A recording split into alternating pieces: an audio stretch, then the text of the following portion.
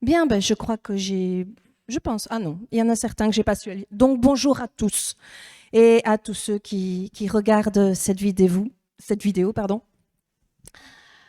Merci pour votre affection. Alors, au sujet d'affection, justement, croyez-vous que Dieu vous aime?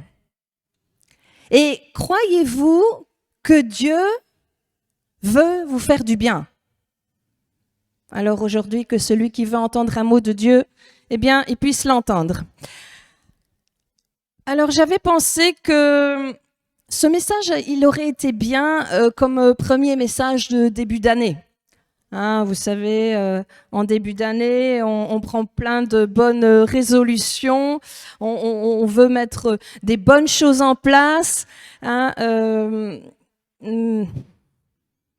pour l'année qui s'annonce, mais au bout du compte, je laisse 3 petits points parce que vous savez ce qui se passe. Bref, mais tout compte fait, je me dis que c'est très bien qu'on finisse cette année 2024 avec ce que je vais vous apporter.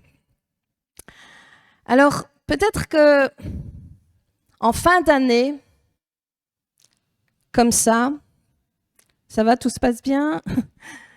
Donc en fin d'année comme ça, ou parfois même à un autre moment, il ne faut pas attendre la fin de l'année pour ça, on a cet état où on trouve que nos batteries spirituelles sont comme un petit peu à plat. Et pour ceux qui ont un téléphone, vous pouvez remarquer en haut de l'écran, hein, de votre GSM, oui, on est en Belgique, on dit GSM, il y a un petit symbole en haut à droite, un genre de logo qui, en fait, vous indique le niveau de votre batterie. Comme ça, vous savez ce qui vous reste comme énergie au fur et à mesure que votre téléphone se décharge. Et je vais vous poser une question. Et pour vous, c'est comment la batterie?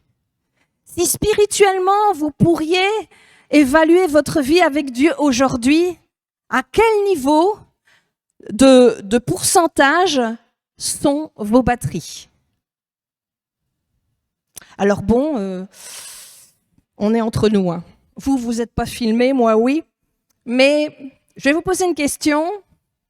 Qui, dans la salle, pense que ces batteries sont à plus de 70% chargées? Vous vous sentez bien, au top.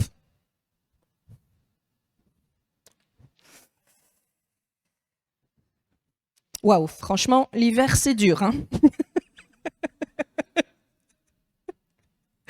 Bon, qui pense que ces batteries sont alors plus ou moins à 50% chargées spirituellement? Levez la main. Il y en a qui se disent, avec 50%, c'est un chiffre honnête, je ne vais pas me faire piéger, je ne prends pas de risque. Un chiffre comme ça va. Ok.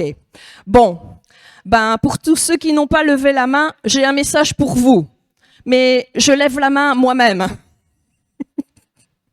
Alors, nous allons prendre un verset ensemble dans 1 Corinthiens 12, verset 6. Il y a toutes sortes d'activités et on peut aussi utiliser le mot performance. Alors oui, franchement, pour certains, l'année 2024, vous avez donné. Hein. vous avez travaillé, vous avez vécu des chocs émotionnels pour certains, un déménagement, des changements professionnels, peut-être des embrouilles dans votre famille, peut-être même à l'église. Vous avez vécu des moments de tension, vécu aussi des choses qui n'ont pas abouti.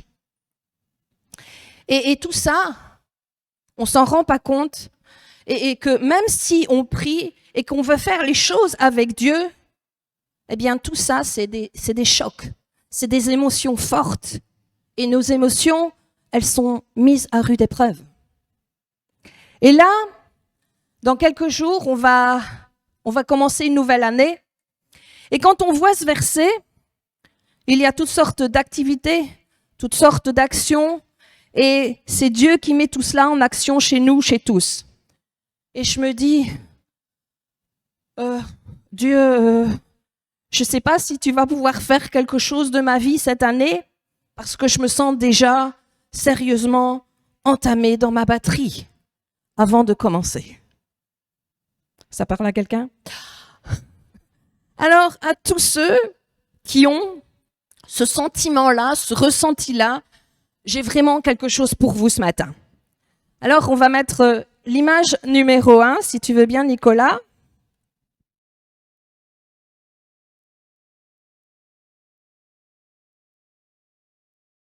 Voilà, voilà.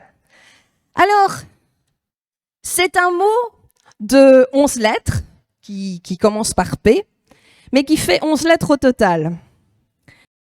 Et il y a là une parole intéressante. Et en fait, si vous n'avez pas ça, il manque quelque chose à votre vie.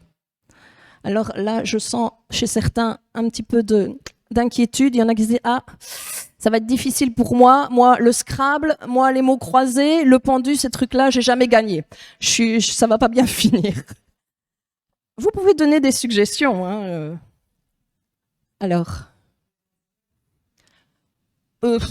non, c'est pas ça. C'est pas ça, parce que de toute façon, c'est 12 lettres. Persévérance, donc try again, recommence.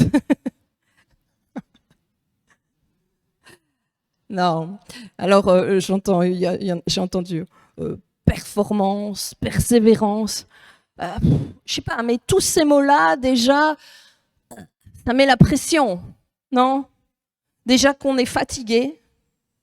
Comme si Dieu te dit, vas-y, fais plus. Ben non. Non, je peux plus. Non, Dieu, je peux plus. Et en fait, notre vie spirituelle, c'est comme un téléphone.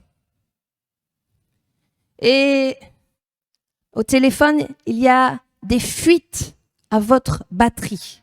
Il y a une déperdition à vos accus. On va analyser un texte intéressant dans Luc, et c'est dans la fin de cet évangile, le dernier chapitre. Ça se passe en fait 3 jours après la mort de Jésus, et il y a là 2 hommes qui ont leur batterie bien à plat. Et ils quittent Jérusalem et ils vont vers Emmaüs. Et on pourrait dire, ils sont 10 ou 12% restants de batterie spirituelle.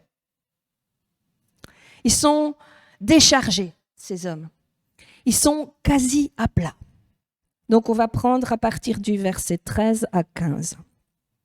Alors parfois vous verrez que la version qui est affichée n'est pas forcément la même que moi je lis. Il y a une version qu'on n'a pas, mais le texte veut dire à peu près la même chose. Ce jour-là, 2 de ses disciples se rendaient à un village nommé Emmaüs, à une 12aine de kilomètres de Jérusalem. Ils discutaient ensemble de tous les événements qui s'étaient passés. Pendant qu'ils échangeaient ainsi leurs propos et leurs réflexions, Jésus lui-même s'approcha d'eux et les accompagna.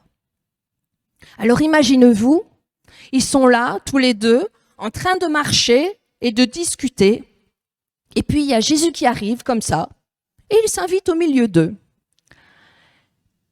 Verset 16. Mais leurs yeux étaient incapables de le reconnaître. Donc, ça leur était impossible de reconnaître Jésus. Au verset 17. Il leur dit, « Mais hey, de quoi discutez-vous en marchant ?» Ils s'arrêtèrent, l'air attristé. Je pense franchement que Jésus avait marché un moment avec eux, avait dû écouter leur conversation, et leur conversation devait être déprimante. Et je voudrais dire que même s'il n'y a pas vraiment des espions de Dieu, que parfois le Seigneur, en écoutant la plupart de nos conversations, eh bien ces conversations, elles devaient être déprimantes, très négative. Si.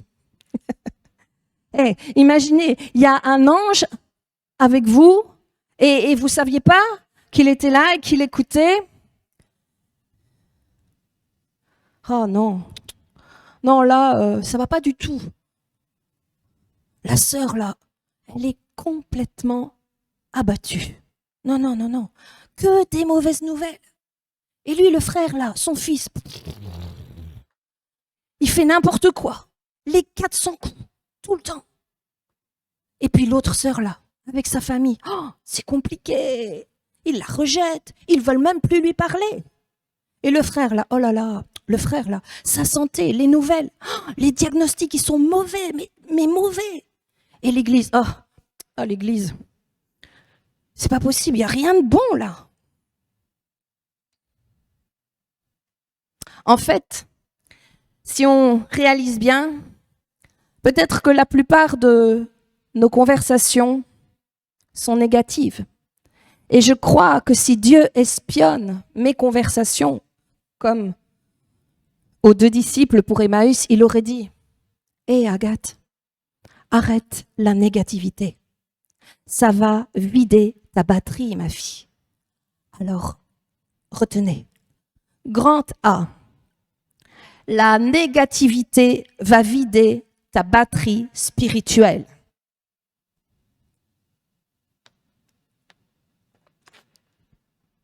Si toutes les phrases que tu prononces, que ce soit au travail, que ce soit chez toi ou n'importe où, si toutes les phrases que tu prononces à tes collègues, à ta famille, à ton conjoint, et que c'est négatif, tu vides ta batterie. Mes amis, Jésus, il est très patient. Parce que les 2 disciples là, ils sont là, ouais, oh, mais quand même, c'était nul, c'est foutu maintenant. Sans Jésus, ça sera plus que c'était, et nanani, et nanana, et puis lui mort, mais c'est fini. La négativité vide ta batterie. Tous ceux qui ont des conversations et des propos négatifs, eh bien sachez que ceci, c'est un symptôme que votre batterie est faible et presque à plat. On va continuer le passage, donc toujours Luc 24, versets 18 à 19. L'un d'eux, nommé Cléopas, lui répondit « Es-tu le seul parmi ceux qui séjournent à Jérusalem qui ne sache pas ce qui s'est passé ces jours-ci » « Quoi donc ?» leur dit Jésus. Mais Jésus, il sait tout. Jésus, il sait tout. Et c'est lui quand même qui était sur la croix. Donc là, Jésus, quelque part, il les laisse dire. Bon, allez, tu crois tout savoir, vas-y, raconte. En fait, je pense que quelque part, Jésus est très intéressé de voir quelle est ta version des choses. Alors, il te laisse verbaliser. Et on continue. Et ils lui répondirent, enfin, mais quand même, ce qui est arrivé à Jésus de Nazareth, c'était un prophète de puissance et en acte, en parole devant Dieu et devant les hommes.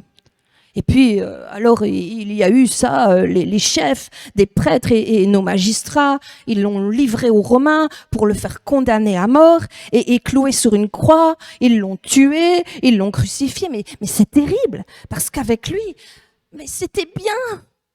Oh là là, c'était tellement mieux avant. Grand B. Ce qui vide ta batterie, c'est les regrets du passé. Le fait que tu repasses en boucle des événements qui sont finis, qui sont passés. Arrête de faire référence sans arrêt à ce passé que tu as idéalisé. Alors, je ne sais pas si vous le savez, mais vous avez dans votre téléphone des applications. Et si jamais vous ne fermez pas ou n'éteignez pas ces applications, elles restent et elles consomment votre batterie en veille. Alors, tout ce que vous gardez du passé et que vous n'éteignez pas brûle votre batterie aujourd'hui. Et pour certains, vous êtes vraiment en manque d'énergie parce que vous ressassez sans cesse les « Ah, c'était mieux avant ». Ah, et dans les églises, c'est un sport national. Hein. Ah, mais avant, il y avait la prière. Avant, il y avait la sanctification. Avant, il y avait le pasteur qui. Et vous voyez, tous ces genres de propos, c'est un symptôme que tu es en souffrance, mais que tu projettes sur les autres. Parce qu'en fait, si tu vas bien, si tu es chargé spirituellement, tu passes beaucoup moins de temps à ressasser le passé. Ça, c'est juste une preuve que ta batterie, elle est passée dans le rouge et que tu es descendu peut-être en dessous des 10% de charge. Et je veux te dire, il est plus que temps que tu trouves un chargeur spirituel pour te recharger. Et on voit ce genre de phrase qu'on peut dire.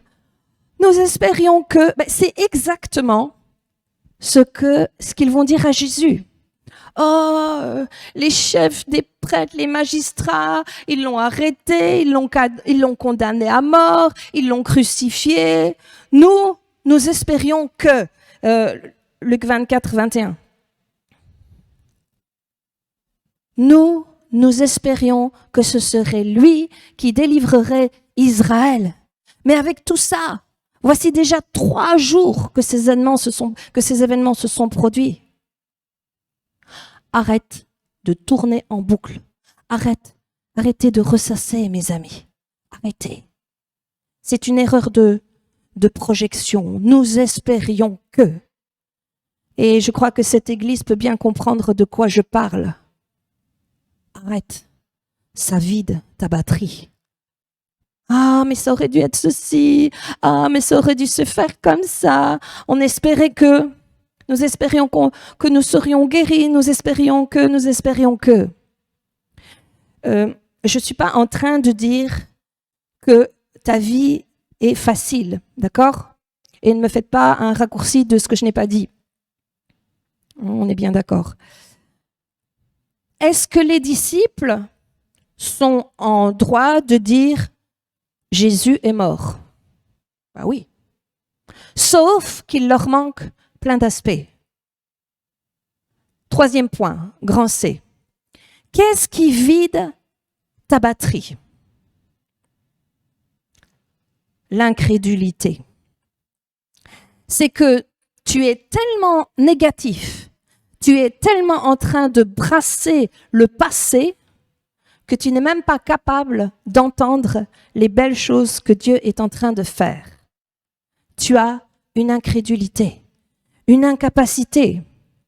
Et du coup, on a une incapacité à recevoir des choses qui pourraient en fait booster et nourrir notre foi. Et j'oserais dire, on est presque devenu comme presque allergique aux bonnes nouvelles, alors qu'on en a bien besoin. Alors regardez, en fait, les 2 disciples là, ils avaient tout pour pouvoir ne pas être à sec. Dieu, en fait, avait essayé de les booster, Dieu avait essayé de les recharger, mais ils n'avaient pas accepté le changement. Regardez, on voit ça, verset 22.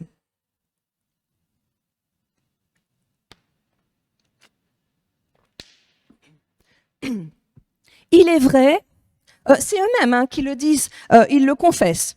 Il est vrai que, et là ils parlent de ça à Jésus, ils le disent à Jésus. Il est vrai que quelques femmes de notre groupe nous ont fort étonnés.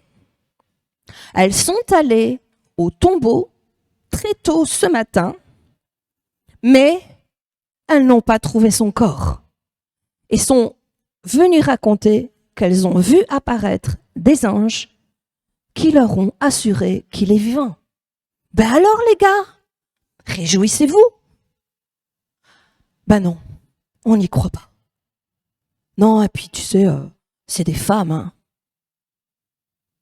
Deuxième élément, verset 24. Quelques-uns de ceux qui étaient avec nous se sont aussi rendus au tombeau. Et ils ont bien trouvé les choses telles que les femmes ont décrites. Telles que les femmes les ont décrites. Mais lui, ils ne l'ont pas vu. C'est bizarre quand même.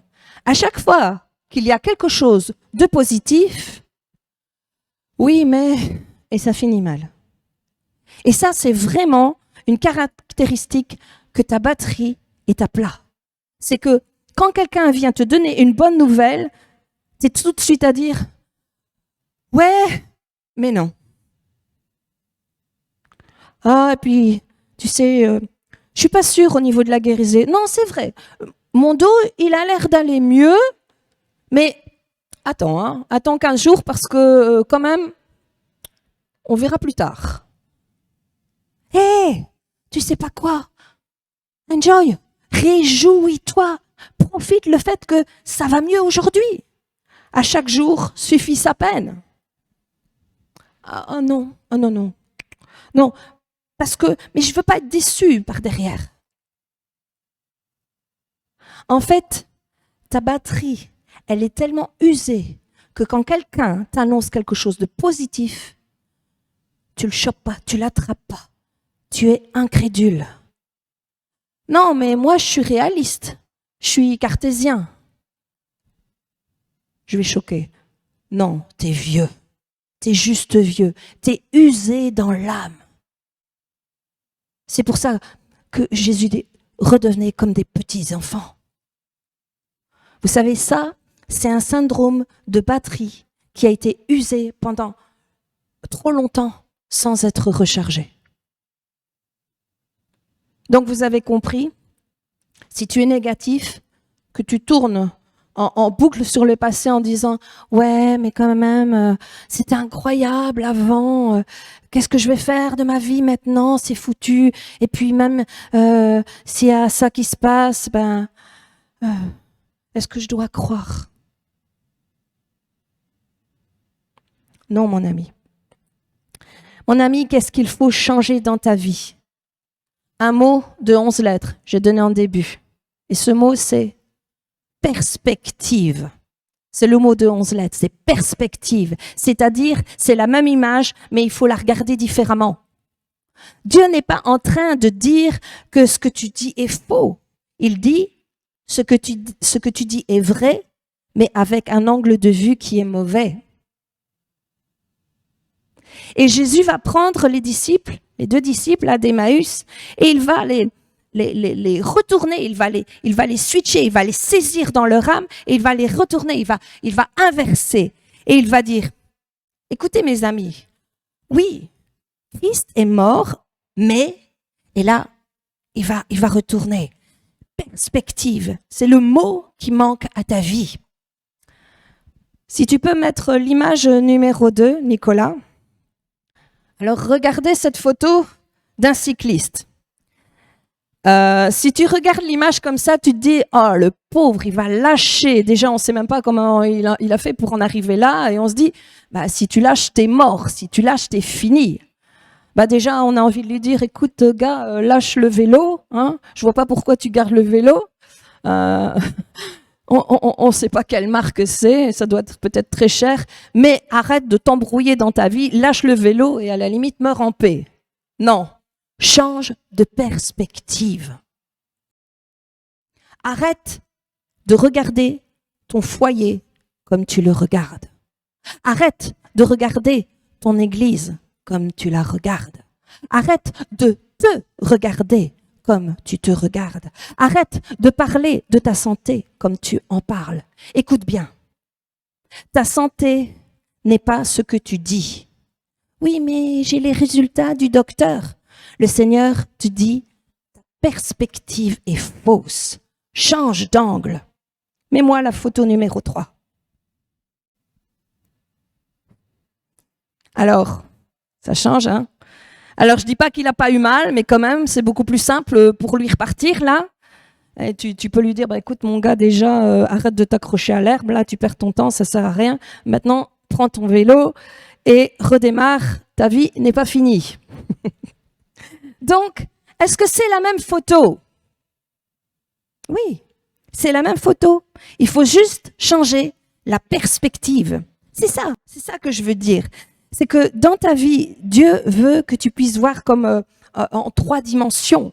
Quand tu regardes dans la chair, tu regardes, on va dire en 2 dimensions. Mais quand tu regardes avec Dieu, il donne une perspective à tout ce qui se passe. Amen. Alors, grand 2.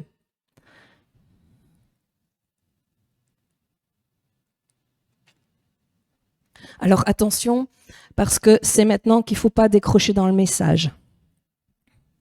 Il y a 3 choses qui vont te donner de la perspective.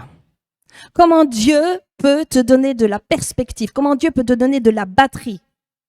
Le premier chargeur, c'est quoi? Essayez de trouver. Qu'est-ce qui ne s'use jamais? Qu'est-ce qui demeure éternellement?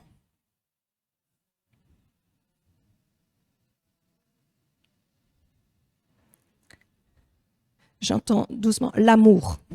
Oui, d'accord. C'est bon aussi, Pascal. C'est un chargeur. Un des chargeurs, c'est l'amour. Quand tu es rempli d'amour, ça donne de l'énergie, ça donne du feu, ça donne de l'électricité, ça donne du carburant. Qu'est-ce qui ne s'arrête jamais? Qu'est-ce qui te booste tout le temps? Et il y a un verset dans 1 Corinthiens 13, verset 13. En somme, 3 choses demeurent: la foi, l'espérance et l'amour. Dieu a prévu pour toi 3 chargeurs. Tu as 3 chargeurs à ta disposition. 3 chargeurs pour toi. La foi, l'espérance et l'amour. Alors, si tu vas mal, c'est qu'il y a un des 3 chargeurs qui n'est pas branché. Et du coup, tu es en train de te vider. Alors, on doit d'urgence nous rebrancher, nous repluguer, nous connecter. Parce que Dieu a des bénédictions en réserve pour nous. Mais il va falloir que nous reprenions un peu une bonne dose, là, un punch de foi, d'amour et d'espérance. Alors, en 1, la foi. Qu'est-ce que c'est que la foi? Alors, on connaît bien le verset, mais la foi, en fait, c'est mettre ta vie en perspective. Les mêmes événements, mais vus avec un autre angle. Vous savez, j'ai fait des études d'architecture d'intérieur à Saint-Luc. Et dans ma section, j'ai fait du dessin scientifique. Côté perspective, plan pour réaliser des perspectives, je connais. Et quand vous commencez à faire ce genre de travail, vous devez faire un report de plein de points. Vous marquez tous des points sur votre feuille. Et ensuite, ça n'a pas de sens quand vous regardez comme ça. Mais ensuite, ce qui va se passer, c'est que vous allez, grâce à ces points, mettre des lignes, et c'est ce qui va faire que vous avez une perspective, et à la fin, vous avez votre plan. Mais au départ, c'est très confus. On appelle même tous ces points des points de fuite. Et bien, dans notre vie, c'est comme si il y a des points qui se placent, et tu dis, mais je ne comprends pas ce que Dieu fait avec. Pourquoi je dois vivre ça? À quoi ça va me mener? Je ne comprends pas ce qui se passe là. Et donc, on peut voir qu'au cours de notre vie, il y a des points. Il y a des points positifs, heureusement, et il y a des points négatifs. Mais ensemble, tu dis, mais je ne vois pas le sens. Eh bien, la foi, c'est comprendre qu'il y a un Père dans le ciel qui a ta vie dans ses mains et qui sait pourquoi ces points sont là. Et en fait, Dieu est là et c'est ça la perspective. C'est qu'il va tracer des lignes entre les différents points et et les différents éléments de ta vie.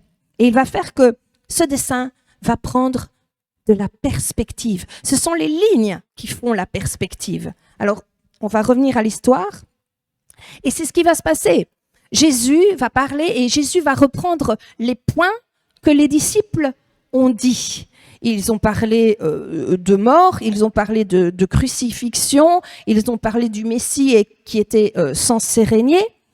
Et il va reprendre tous ces points. Et regardez, c'est au verset 26. Et c'est extra et j'espère que ça va parler à quelqu'un aujourd'hui. Tu peux prendre en Darby.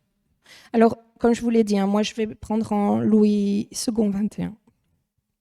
Ne fallait-il pas, et là c'est Jésus qui parle, ne fallait-il pas que le Messie, que Christ, souffre ces choses et qu'il entre dans sa gloire? En fait, il dit, les amis, je valide ce que vous avez dit, mais pas votre perspective. Parce que vous vous dites, le Messie, il a souffert et c'est raté. Mais moi, je vous dis qu'il y avait quelque chose qui était écrit à l'avance et ça faisait partie du plan. Et on continue au verset 27. Puis, en commençant par les écrits de Moïse, un point, et continuant par ceux de tous les prophètes, un point, un point, un point, il leur expliqua dans toutes les Écritures ce qui le concernait. Ligne pour le plan. Je vais vous donner un petit témoignage, une expérience personnelle. De mes 5 à 19 ans à peu près, avec mes parents, on était dans une église qui était remplie de dérives sectaires et on essayait d'en sortir. Et tout ça a causé pas mal de blessures. Et franchement, si je pouvais parler à la jeune fille que j'étais à ce moment-là, je lui dirais, tu sais, Agathe, ce que tu vis aujourd'hui, l'incompréhension, la douleur, les points de blessure, les événements que tu comprends pas, un jour, Dieu les mettra en perspective. Et je dirais à Agathe, qui se disait à cette époque que est-ce que tous les pasteurs sont des truands? Est-ce que tous les pasteurs utilisent la Bible pour manipuler les gens? Est-ce que tous les pasteurs sont de droit divin et inamovibles? Non. Je dirais à Agathe, grâce à tout ce que tu as vécu, un jour, si Dieu le permet, si Dieu permet que tu le serves, tu veilleras qu'il n'y ait jamais d'abus et de manipulation spirituelle. Et tu lutteras à fond contre tout ce qui pourrait être des tendances à devenir accro au pouvoir et à la domination. Ce que tu as souffert, transforme-le en force. Amen. Alors, je n'ai pas vécu ce que tu as vécu toi, mais ce que je sais, c'est que Dieu a permis que tu passes par là. Et tu te dis, mais pourquoi? Laisse Dieu te donner les raisons. Laisse Dieu mettre en perspective ta vie. Et ne sois pas impatient. Commençons par les écrits de Moïse, point. En passant par les prophètes, point par point. Il leur expliqua, ligne, que tout menait à Jésus. Amen. Mais vivre tous ces points, alors, je comprends. Et j'imagine la pensée de certains qui se disent, écoute, Agathe, même me lever le matin, c'est compliqué. Et à cette personne qui se dit ça en ce moment, et qui dit, mais même me lever, mais je vois même pas pourquoi je me lèverais. Tu vois, là, les disciples, ils étaient partis de Jérusalem pour aller vers Emmaüs. Et quelque part, pour eux, chaque pas, c'était compliqué. Parce que leur batterie était déchargée. Et quand tu es déchargé, quand tu es vidé, asséché, chaque jour, est un combat. Luc 24, 28 à 29. Lorsqu'ils furent arrivés près du village où ils allaient, il, donc Jésus, parut vouloir aller plus loin. Mais ils le retinrent avec insistance en disant « Reste avec nous, car le soir approche, le jour est déjà sur son déclin, la nuit arrive. » Et à ce moment-là, ils ont écouté Jésus et vous savez, la seule chose qu'il faut, c'est un jour de plus avec Jésus. Et il disait à Jésus, en fait, Jésus, ne me lâche pas. Ça vous arrive? Ça vous arrive? Est-ce que quelqu'un a déjà fait cette prière-là? Moi, oui. Et combien de fois je ne fais pas cette prière-là? Justement, je vais vous faire écouter un chant qui m'interpelle. C'est un vieux chant, il date. Mais vous pouvez faire cette prière et juste dire, un jour à la fois, c'est tout ce que je demande. Le courage de vivre, d'aimer, d'être aimé un jour à la fois. Écoute les paroles et laisse-toi toucher. Si c'est ta prière, tu peux dire, Seigneur, donne-moi la force de me lever et de continuer et à marcher un jour à la fois. Un jour à la fois, oh mon Dieu, c'est tout ce que je demande. Le courage de vivre, d'aimer, d'être aimé, un jour à la fois. Hier c'est passé, oh mon Dieu, et demain ne m'appartient pas. Mon Dieu, aide-moi, aujourd'hui guide-moi, un jour à la fois.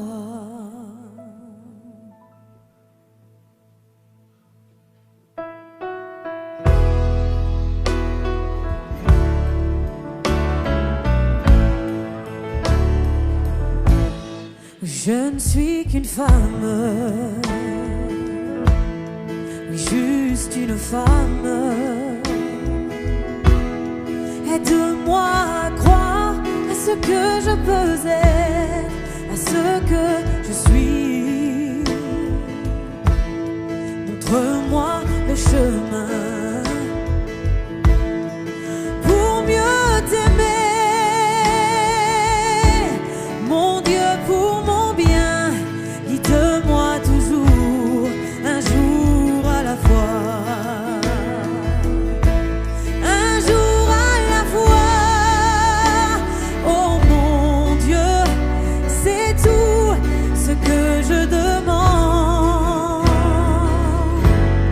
Le courage de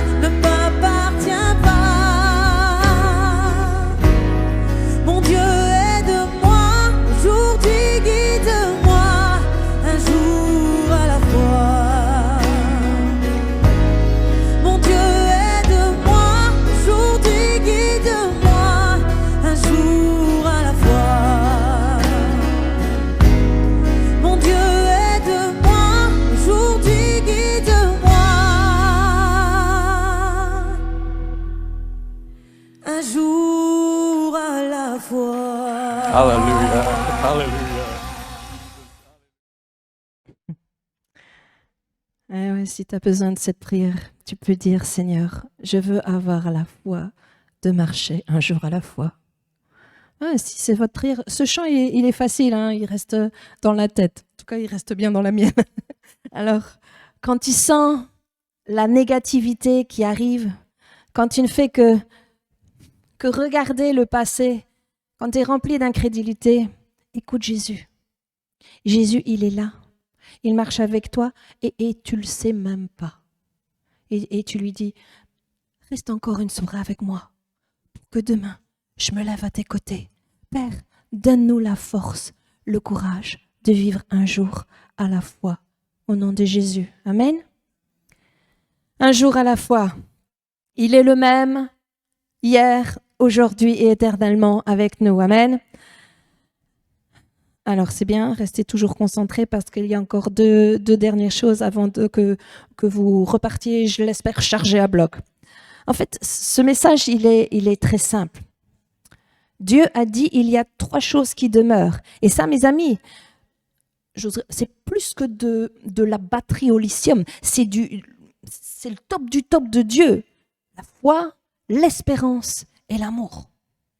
La foi, c'est comprendre que Dieu transforme les points de ta vie dans des lignes et il met en perspective. La foi, c'est mettre en perspective. Mais il y a un deuxième mot. Et le deuxième mot, c'est espérance. Et c'est peut-être ce qui manque ce soir-là aux disciples et c'est peut-être ce qui te manque aujourd'hui à toi aussi. Et c'est pour ça que tu es à sec.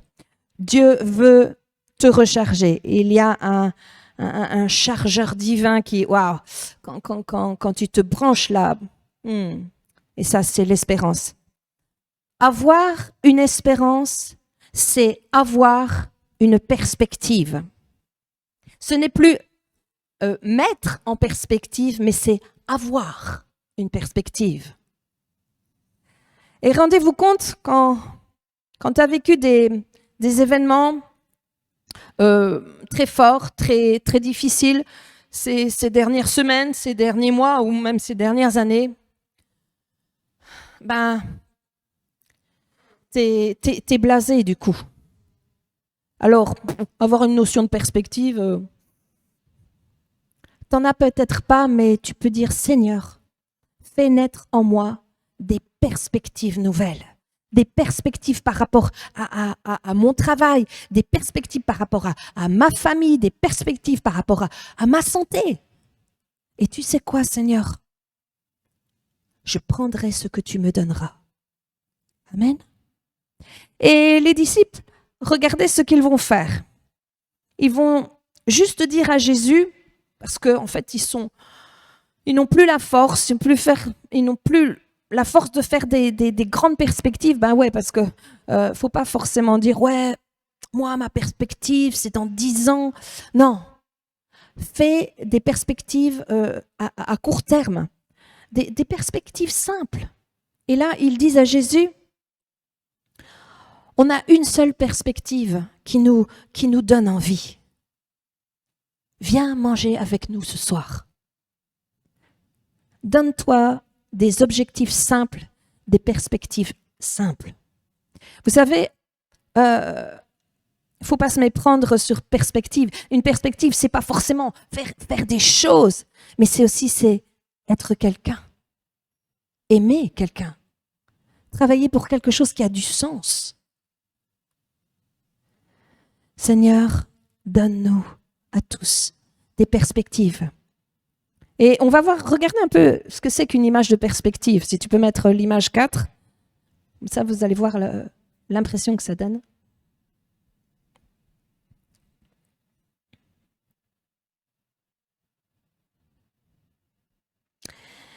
L'espérance, c'est le fait d'avoir de la profondeur dans ta vie.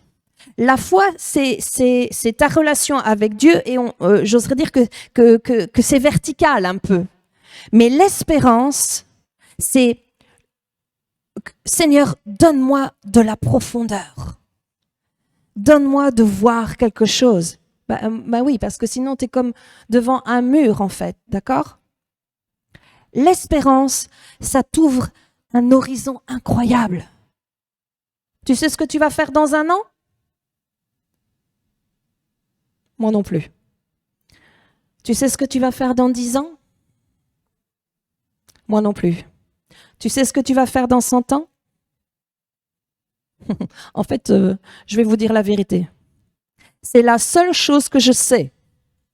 C'est ce que je vais faire dans 100 ans. Dans 100 ans, je serai avec mon Seigneur et mon Dieu. Amen. Je ne suis pas comme ceux qui n'ont pas d'espérance. L'apôtre Paul, il dit, oh, mais vous, les chrétiens, là, vous êtes les gens les plus heureux de la terre. Parce que franchement, je plains les pauvres athées parce qu'il n'y a aucune espérance. Pour eux, ça ne va que vers la baisse et dans leur vie. Et honnêtement, hein, quand tu regardes ce que c'est qu'une maison de retraite, bah, ça ne donne pas vraiment envie. Mais ma vie ne s'arrête pas en maison de retraite. Ma vie ne s'arrête pas en chaise roulante. Ma vie ne s'arrête pas sur un lit. Ma vie, elle s'arrêtera jamais. Parce qu'après la mort, vient la vie éternelle. Jésus a dit, tu seras avec moi dans le paradis et après, il y aura des nouveaux cieux, il y aura une nouvelle terre. Mais tout ça, ce sera waouh! Parce que Dieu a dit à vous tous qui avez la foi, je vous prépare une demeure dans le ciel. Oh, l'espérance. L'apôtre Paul dit dans 1 Thessaloniciens 4, versets 13 à 14. Nous ne voulons pas, frères et sœurs, que vous soyez dans l'ignorance au sujet de ceux qui sont morts, afin que vous ne soyez pas dans la tristesse comme les autres qui n'ont pas d'espérance. En effet, si nous croyons que Jésus est mort et qu'il est ressuscité, nous croyons aussi que Dieu ramènera par Jésus et avec lui ceux qui sont morts. Wow. Et tout ça au son de la trompette, ça va faire du bruit, les amis. Et il y aura des anges, il y aura les puissances éternelles et puis il y aura plus les démons qui seront là pour nous casser les pieds. On ira dans la présence de Dieu et il nous a préparé un banquet. On va manger. Je sais pas s'il y en a qui aiment bien manger, mais sur la terre on nous dit on mange pas trop. Hein? Restriction. Mais au ciel, mes amis, ce sera open bar, all in, parce que ce sera le festin des noces. Vous savez, j'ai entendu, il y a une journaliste chrétienne qui a dit à la télévision française, et franchement, respect, c'est courageux de sa part, elle a dit, elle a proclamé, je suis chrétienne et je vais vous dire une chose. Si j'étais pasteur ou si j'étais prêtre, je parlerais tous les jours de la vie après la vie, parce qu'il n'y a rien de plus beau que d'être chrétien et de savoir qu'on va être dans la présence de Dieu. Et c'est extraordinaire. Elle a raison, l'espérance, ça va être bien. La vie sur terre, c'est quoi? J'oserais dire la vie sur terre, c'est même pas l'apéro. C'est peut-être juste le petit bout de carotte que tu trempes dans une sauce qui n'a même pas trop de goût, là. C'est ça. Et si tu me dis que tu as assez mangé avec ça, je te dis, purée, t'as pas compris, hein. T'as pas compris. T'as pas vu le repas que Dieu va faire. Tu connais même pas le menu. Le ciel, mes amis, mais ça va être dingue, ça va être extraordinaire.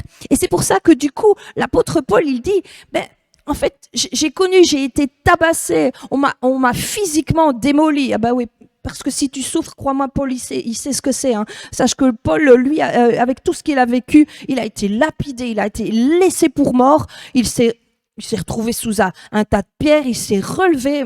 Moi, je crois qu'il devait avoir le dos en miettes. Et physiquement, il devait pas être en super forme là. Il avait vécu plusieurs naufrages, il avait des problèmes dans tous les sens, et Dieu l'avait même pas débarrassé de l'écharde qu'il vivait. Et qu'est-ce qu'il disait, l'apôtre Paul? Romains 8, verset 18.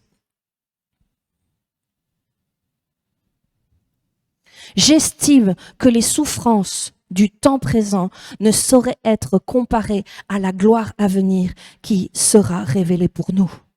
Les choses actuelles, c'est rien comparé à la gloire qui vient. Il dit, j'ai une espérance. Pourquoi? Alors, on voit que Paul, alors qu'on le tape, il rebondit. Il est résilient parce qu'à l'intérieur, il a une foi et une espérance qui est indestructible. Donc, si jamais tu étais à plat, ben, recharge-toi l'espérance. Amen. Et puis, dernière chose, et pas des moindres, et la plus importante, la recharge d'amour. On va reprendre le texte de 1 Corinthiens 13, verset 13, Summer. En somme, 3 choses demeurent. La foi, l'espérance et l'amour. Mais la plus grande d'entre elles, c'est l'amour. Alors, je dois vous dire que rien que pour cette partie-là, ça demanderait beaucoup de messages. Mais ce ne sera pas pour aujourd'hui.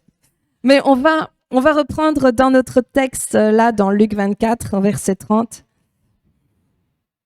Et j'ai pris la 21 parce qu'elle est plus précise et plus explicite, mais j'ai demandé à Nicolas de mettre Summer à défaut.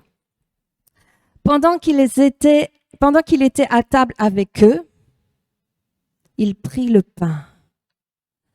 Ça, c'est de l'amour.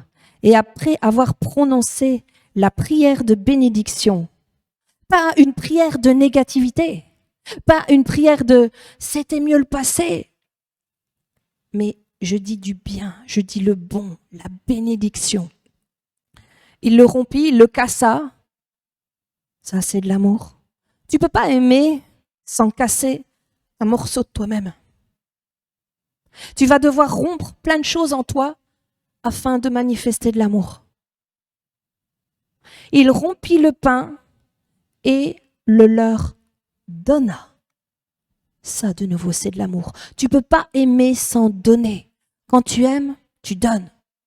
Tu donnes de toi-même. Tu donnes de ton temps. Tu donnes de ta patience. Tu donnes ton cœur. Tu donnes tes émotions. Tu donnes même ton argent. Tu te donnes toi-même, ouais. Ça fait partie de la vie. J'espère que tu n'es pas assez usé pour être blindé et aujourd'hui et dire oh, moi l'amour c'est plus mon truc. Ben, parce que sinon tu n'as rien compris à la vie. L'amour c'est la plus belle des valeurs. Et plus t'en donnes, plus tu reçois. Et si tu la reçois pas des hommes, tu la reçois de Dieu lui-même. Parce que Dieu est amour. Amen. Alors peut-être que oui, je reconnais, il y a un décalage parfois dans le temps, dans le timing pour le recevoir. Mais mes amis, ne vous lassez jamais d'aimer.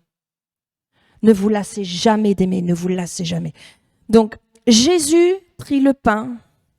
Après avoir prononcé la prière de bénédiction, il le cassa et le leur donna. Je me suis fait une petite réflexion là, que c'est assez marrant. C'est l'amour, c'est ABCD. On a le A, amour, B, bénir, C, casser, D, donner. Et qu'est-ce qu'on voit pour les disciples quand ils reçoivent cela? Verset 31.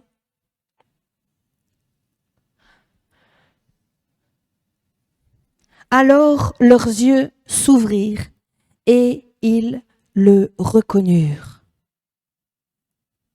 Qu'est-ce qui a changé, mes amis, avec ces 3 choses? Leur perspective. Est-ce que Jésus était là?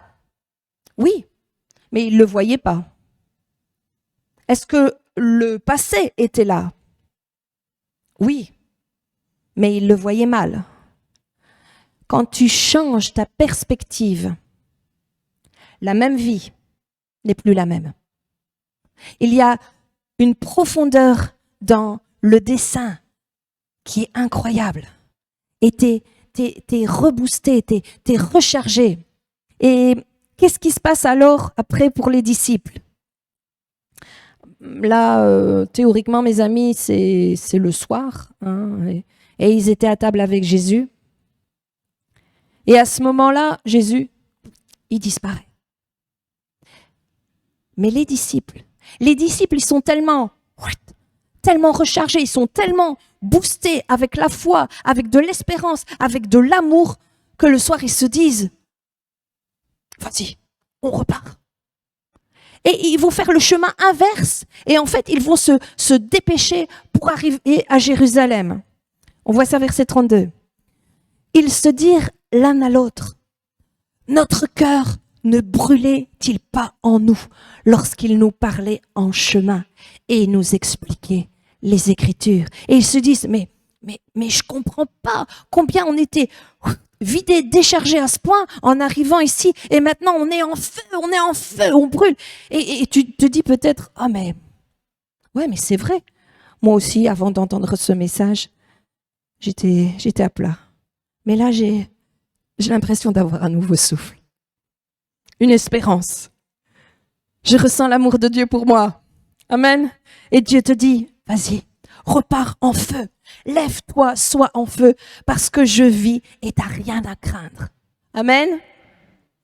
Voilà, je vous souhaite un bon dimanche et soyez rechargés.